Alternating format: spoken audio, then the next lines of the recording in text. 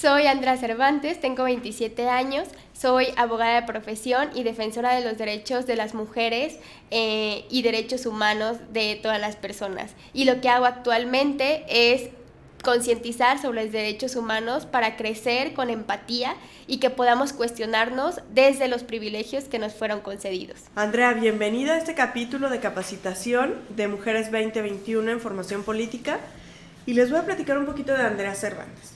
Ella es abogada, es maestrante en políticas públicas comparadas con estudios en derechos humanos de las mujeres por la Universidad Austral de Buenos Aires, periodismo y comunicación para la justicia de la UNAM y perspectiva de género por la primera generación de la Escuela Feminista de Jalisco, Violetas de la Náhuatl.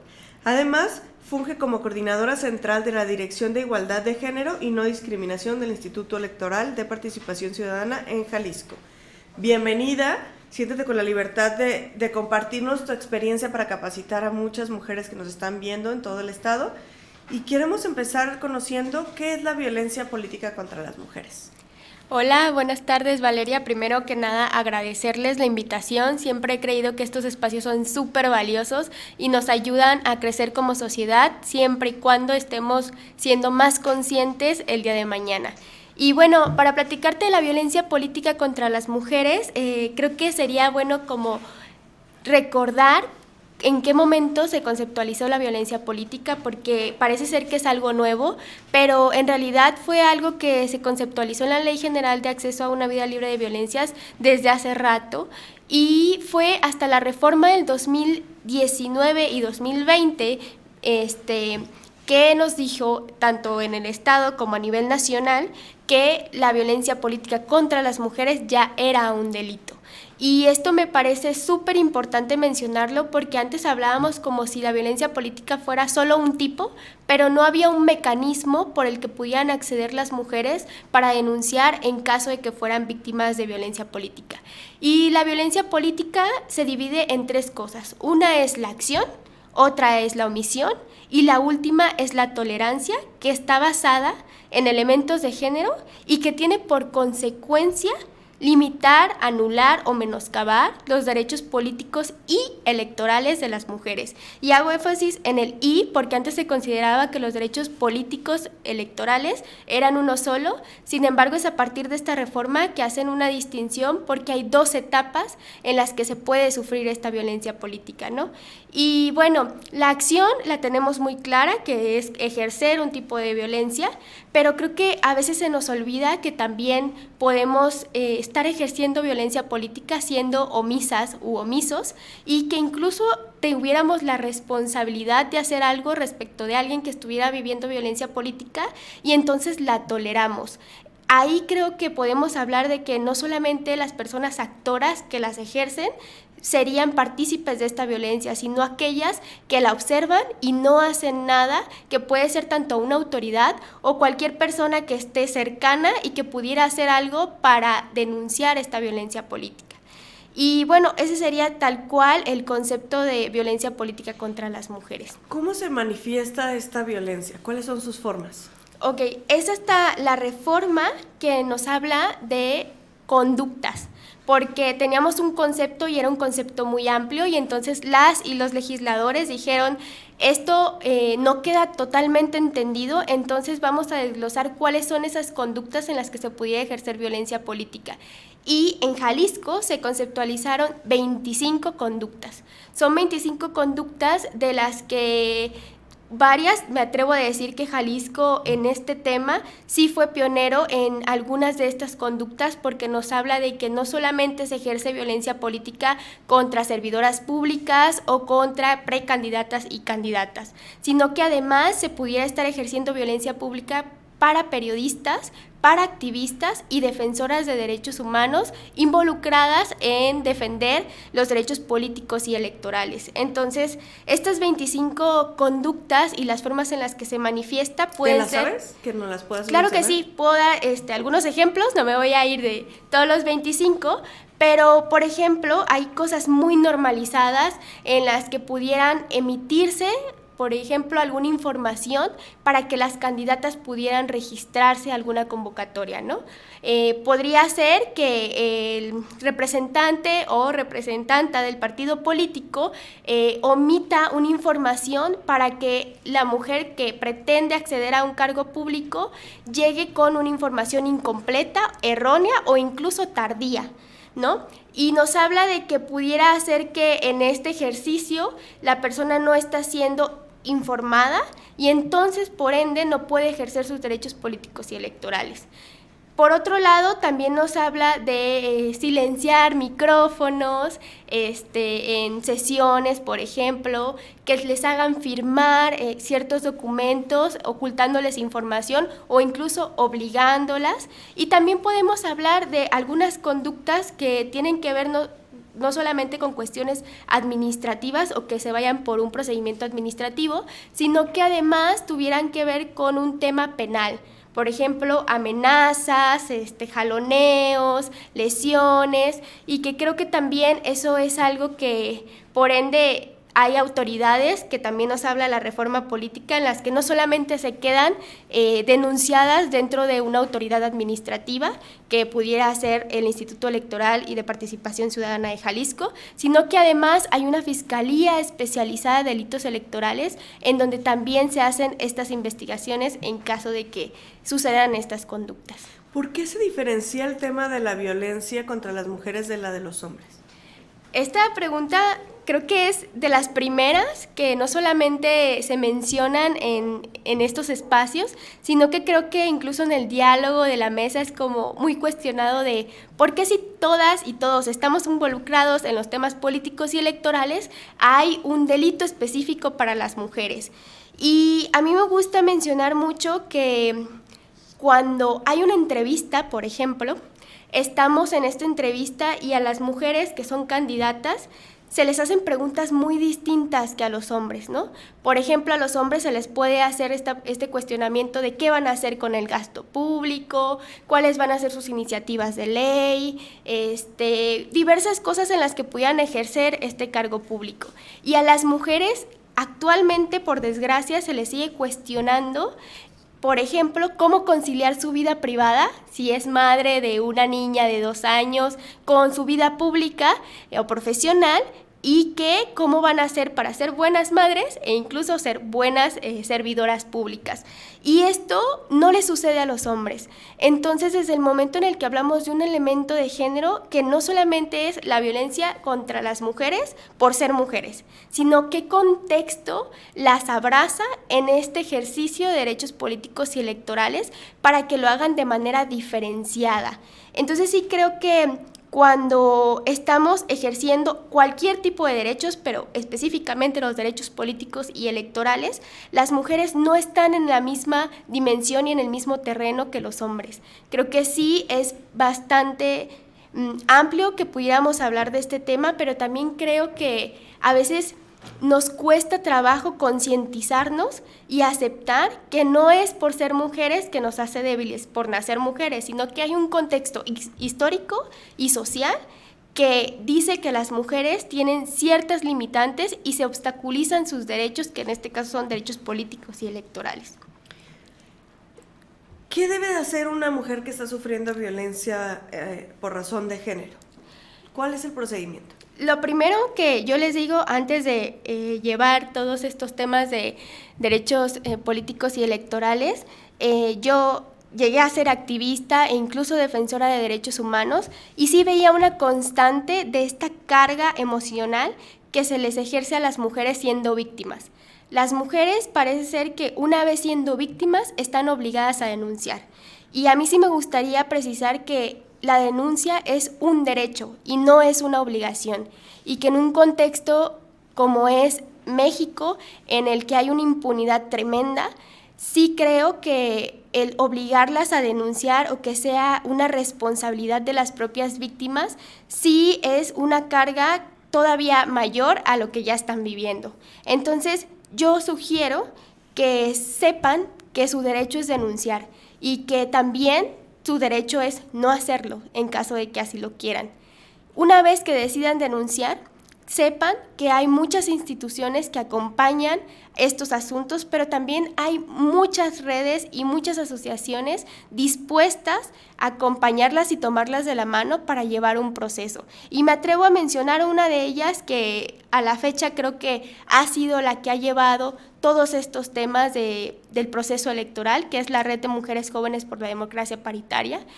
Y solamente decirles que hay mujeres dispuestas a llevar su proceso, porque sabemos que no es un proceso fácil.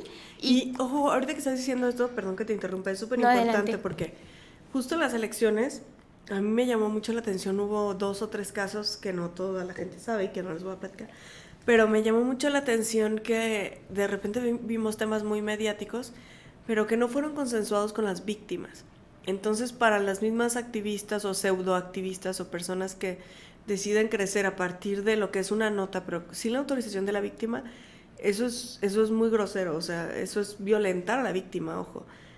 Porque nosotros tuvimos una mujer dentro del partido que sufrió un incidente, para no hablar más, y un grupo obligaba o exigía que nosotros hiciéramos una denuncia mediática. Y yo le decía, a ver, yo sé que en medios me va a dar mucho esto, pero claro, no es un tema de medios. Ella me está pidiendo que no lo hagamos y les pido a ustedes y les exijo a ustedes que no hablen. Porque si nosotros no lo estamos haciendo por cuidar a la víctima, ustedes tampoco. Pero después sí salieron a hablar de otro tema.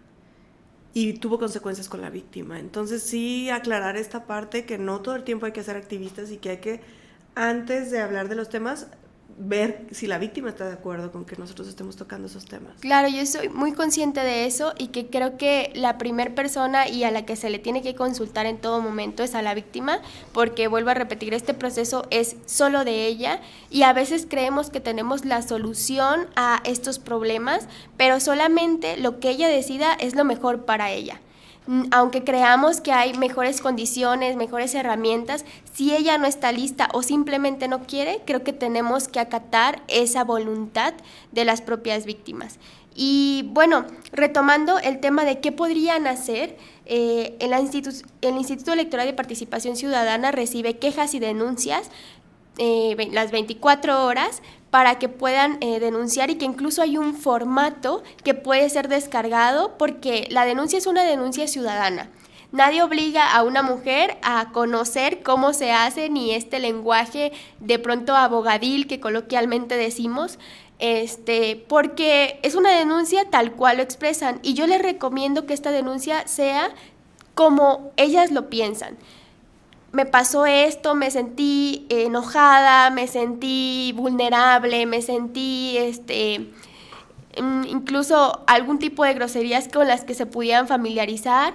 Contarlo tal cual, porque parece ser como si se estuviera contando un chisme, pero creo que es lo más idóneo para poder conocer exactamente qué pasó, porque a veces se formaliza tanto que se pierde el sentido de la denuncia y a veces es difícil identificar la violencia política contra las mujeres. Y bueno, está el Instituto Electoral y aparte está la Fiscalía Especializada de Delitos Electorales, y que también hay otras instituciones que me parece que están obligadas a recibir estas denuncias, que son los Institutos Municipales de las Mujeres o la Secretaría de Igualdad Sustantiva, que también está obligada en términos muy amplios, y que me parece que había un tema de una unidad y de pronto desapareció, pero no sabemos bien qué pasó ahí relacionado con temas de violencia política.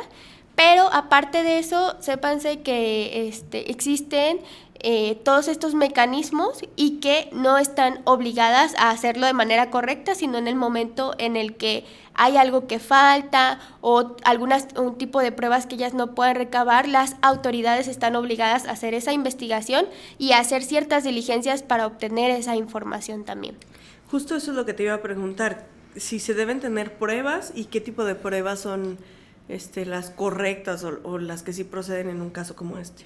Claro, las pruebas son todas aquellas con las que puedan comprobar, que ojo, no es una obligación de nuevo para las víctimas comprobarlo, pero que sí ayuda mucho. Pueden ser capturas de pantalla, pueden ser videos, pueden ser incluso las propias sesiones, los CDs de las sesiones, pueden ser llamadas telefónicas. ¿WhatsApps? Claro que sí.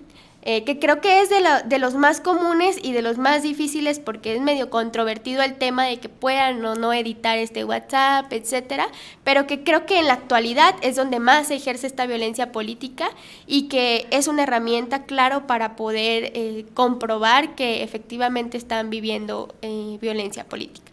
¿Qué detona esta violencia? Ok, la violencia política contra las mujeres puede abarcar infinidad de derechos de las propias mujeres.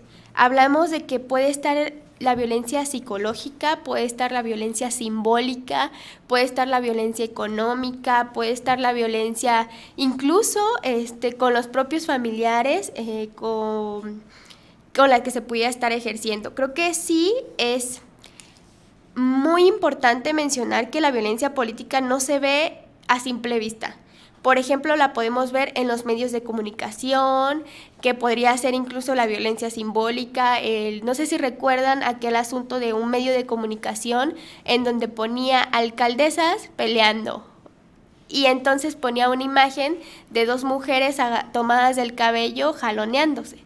Y parece ser que es algo como muy cotidiano y que incluso puede ser un poco de broma y entonces lo tomamos muy a la ligera, pero que sí aquellas mujeres que estaban contendiendo a esta candidatura, entonces se les toma con este estereotipo de género en que las mujeres lo único que saben hacer es pelearse entre ellas y que la forma en la que se pelean es tomándose el cabello, ¿no? Y de hecho medio de comunicación fue sancionado y les puedo decir que está sancionado en el registro estatal y nacional de personas que han ejercido violencia política, que incluso lo pueden ver tanto en el INE como en la página del Instituto Electoral. Y estos mecanismos me parece que son muy viables, un poco cuestionados y que con mucha controversia, pero que ahora ya podemos ver quiénes han ejercido violencia política. Y otra cosa que me parece muy importante recalcar, que en el Código Electoral de Jalisco nos menciona, incluso también es constitucional, que aquellas personas que han ejercido violencia política ya no pueden ejercer un cargo público.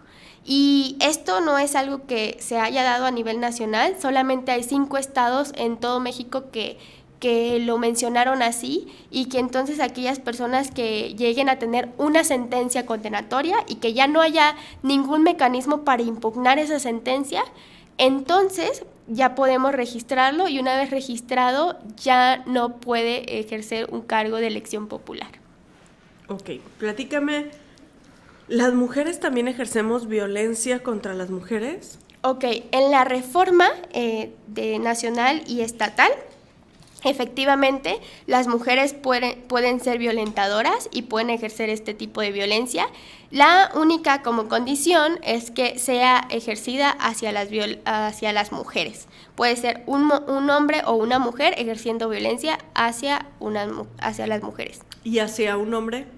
No, eso no es posible porque justamente la violencia política tiene que tener elementos de género. De pronto he visto como algunos comentarios en donde se denuncia la violencia política y puede haber violencia política contra las mujeres, pero si no se cumple el elemento de género, no está dentro de este catálogo. Cuando hablo del elemento de género, es todos estos ejemplos que he hablado de que es por su condición de mujer por la que se le está ejerciendo violencia política, ¿no?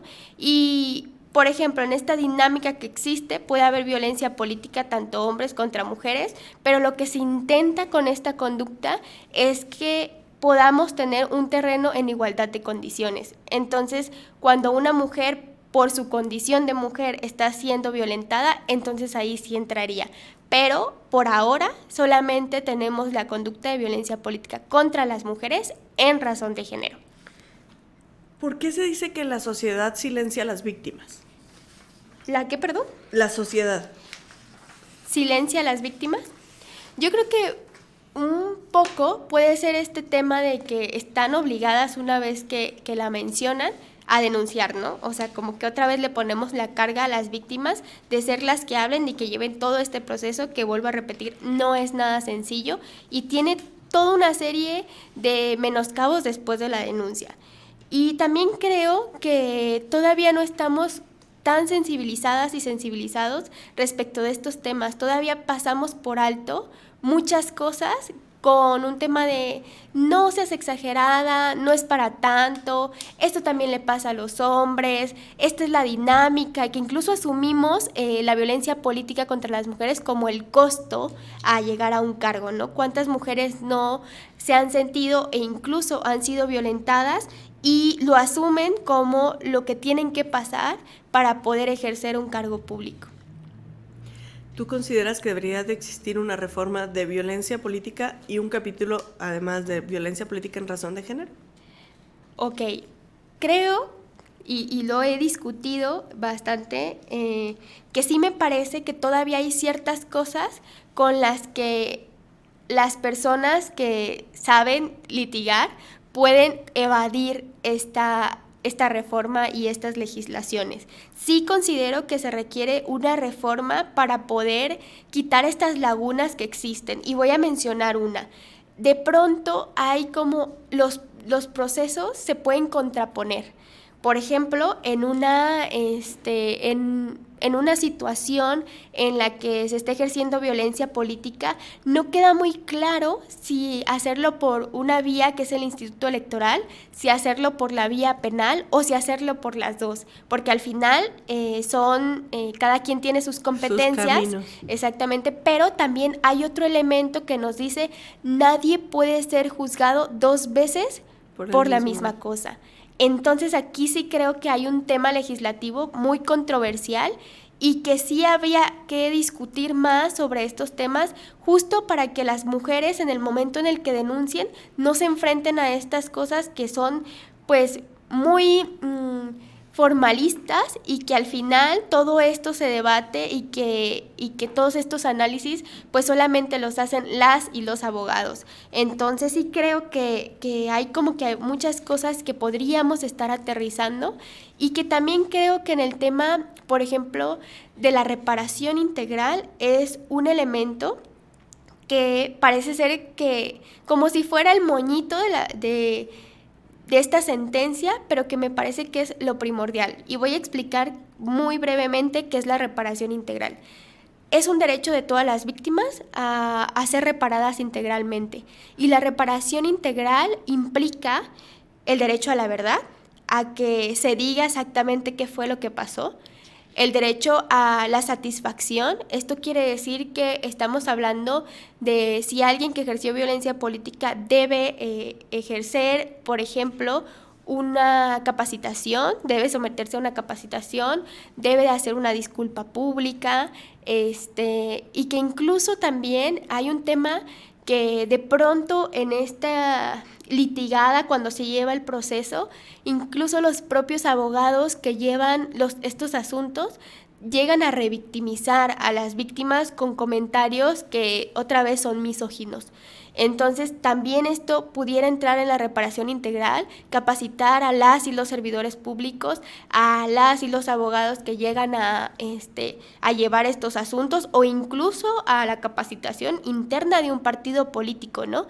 Y creo que este tema de la reparación integral no está tan planteado porque sí nos quedamos, creo, muy cortas y cortos en esta reforma con las amonestaciones, por ejemplo, y que queda muy al arbitrio de las personas servidoras públicas de cuál es el parámetro que se va a dar, porque no te dicen, por ejemplo, que un tipo de conducta tenga cierta sanción más alta que otro tipo de conducta. Entonces solamente queda a la interpretación. Sí, al final las leyes son perfectibles. Exactamente. Recuerdo un caso súper rápido que tuvimos el año pasado donde se determina que efectivamente había sido violentada una regidora en un municipio, pero por el ayuntamiento, y el ayuntamiento era quien tenía que reparar los daños. Okay. Pero terminan diciendo el presidente municipal, el tesorero, que fueron quienes la violentaron. O sea, se fueron contra la autoridad y la autoridad como ente, o sea, el ayuntamiento es quien tenía que reparar. Entonces era como, me estás diciendo que sí hubo un daño, pero no lo estás personalizando porque él quiere hacer campaña. Entonces, ahorita me hablaste de 2 vías. Uh-huh. Y siempre nosotros tenemos ese problema. El IEPC y el penal. Uh-huh. ¿Cuáles son las consecuencias si llevo por un lado o por el otro, o terminan donde mismo. Ok, eso es algo que creo que también todavía no queda bastante claro, pero ahorita te puedo decir que, por ejemplo, por el tema del Instituto Electoral son sanciones económicas, son sanciones en donde se quitan tiempo de prerrogativas, ¿no? Si tenían tantos minutos al aire, pues ahora esos minutos se recortan. El tema de por ejemplo, estar registrado en el Registro Estatal y Nacional de Personas que han sancionado por violencia política, y que creo que también es el tema de una amonestación pública. Entonces, pues esas son como que prácticamente las que más se utilizan. Y por el tema de la vía penal, pues obviamente que si hay un delito, pues pueden ser desde multas, pero también pueden ser a cárcel, ¿no? El tema de amenazas, y que incluso también lo que hemos estado hablando, que no está tipificado como tal, pero del feminicidio político, ¿no? Que es la expresión más alta de la violencia, el feminicidio, que también pues obviamente eso se paga con cárcel. Creo que son como las sanciones más... ¿En cuál vía les inhiben o ya no pueden ser candidatos? Esa es la vía en la que solamente tengan una sentencia, ya sea vía penal o vía el tribunal. En cualquiera de los dos. En cualquiera de las dos, eso ya es constitucional. Entonces, una vez que quieran ejercer un cargo público y tengan una sentencia de cualquier vía, ya no pueden. Muy bien. Entonces, bueno, ya estamos terminando. Platícame la sororidad desde tu visión. Híjole. Este es un concepto que creo que ha sido un poco utilizado para favorecer ciertas acciones y poder justificar también cierto tipo de violencias. Pero si nos vamos como a exactamente de dónde viene la palabra sororidad, pues viene de una palabra que es hermandad, pero para hacerla entre solamente mujeres, ¿no? Porque esta hermandad venía únicamente hacia los hombres, pero ahora es como este tema en el que podamos abrazarnos y podamos incluso entender que hay muchísimas cosas que llegan a involucrar a las mujeres y por los que pueden ponerla en una situación en la que tal vez ya hemos estado ahí, y esto nos invita a dejar de juzgarnos tanto, a dejar de ponernos esta carga que es con la que fuimos educadas, y que todo el tiempo quienes hemos entrado en este tema del feminismo sabemos que tenemos un constante trabajo de deconstrucción, y que esto nos invita a seguirlo haciendo, a abrazarnos más, a comprendernos más y a juzgarnos menos. Es correcto. ¿Algo que quieras comentar que no te haya preguntado? Yo creo que el tema de la violencia contra las mujeres es algo que tenía que pasar, porque las mujeres somos violentadas en todos los espacios y el espacio público no es la excepción. Pero también creo que yo invito a las mujeres en todos los espacios a que no sea utilizada de una mala manera, porque sí, claro que se corre el riesgo de que alguien denuncie violencia política cuando no la haya vivido, solo con el afán de que esta persona ya no pueda participar en la política. Es algo grave que obviamente yo creo que pasaría una en no sé cuántas, pero sí creo que invitaría a realmente conocer la violencia política contra las mujeres en razón de género, distinguir qué sí es y qué no es, para que podamos hacer un mejor uso de estas legislaciones, que creo que esto nos va a ayudar a crecer y que no va a ser más que abrir un camino para las mujeres y que puedan ejercer los derechos políticos y electorales sin violencia. Es correcto. Te voy a decir palabras o frases y tú vas a decir lo primero que venga a tu mente. Ok. ¿Va? Violencia política en razón de género. Mujeres. No es violencia. La política siempre ha sido así para todos. Constructo social. Ahora resulta que quieren que la política cambie para que puedan participar. El pensamiento colectivo. Este es el precio que hay que pagar por participar en la política. Costo que asumimos las mujeres. Quieren todo, nunca se les ha negado la participación. Aquí está el que sabe. Queremos lo que todas las personas quieren. No todos somos iguales. Yo no soy un violador y nunca le he pegado a una mujer. No todos son iguales, pero sí lo suficiente para que lo pensemos así. La vista es natural. El acoso sexual está tipificado. ¿Por qué dicen el violador eres tú? Ahora resulta que todos los hombres son violadores. La interiorización de la violencia contra las mujeres. Gracias a ustedes por seguirnos viendo en este capítulo más que tenemos para todas ustedes. Los invitamos a etiquetar a más personas que les puede interesar y a compartir este video para que llegue a todas las personas que necesitan. Muchísimas gracias y gracias, Andrea, por acompañarnos. Muchas gracias a ustedes.